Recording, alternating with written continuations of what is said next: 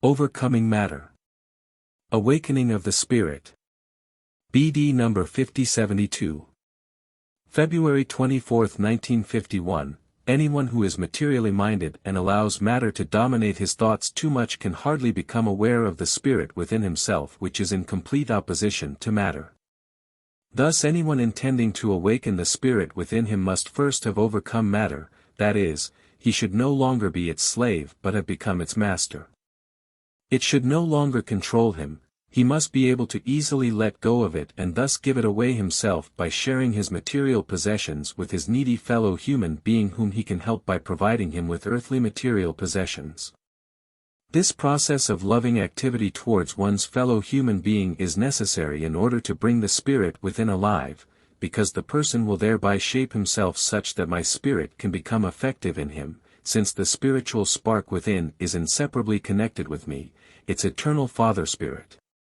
Understandably, the divine element within the human being, in order to express itself, must respond to something divine, because a connection between perfection and imperfection is impossible.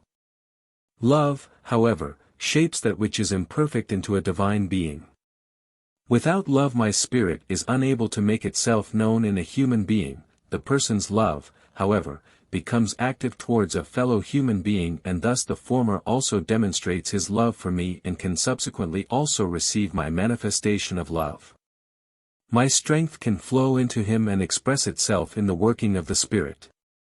Selfless neighborly love will only ever be practiced by someone who has become master over matter, in which case the Spirit is able to work in him. As a result I myself enter into heartfelt contact with him because his spirit is part of me. Do you now realize what you win if you release yourselves from matter? Do you realize the triviality of earthly goods if you gain me by letting go of them? You give little and receive infinitely much in return. The most precious becomes your possession. My love, which pours into your hearts and grants you riches beyond measure. Material things are indeed given to you as a test of your will, yet you can use them for beneficial activity. You can relieve much hardship with it and thus be lovingly active on earth. Then matter will provide you with spiritual possessions because you use it for doing kind deeds, then it will simply be the means in your hands used in order to attain spiritual treasures, yet only if you give it away, because material and spiritual possessions can never be acquired at the same time as long as the person still allows his heart to be held captive by matter. It has to be conquered, and that is your task on earth if you want to awaken the spiritual spark in you and thereby also establish contact with me, if you want to give me the right to dwell in your heart. But then you will have won everything, then you will only work for the spiritual kingdom, then you will have passed your test of earthly life.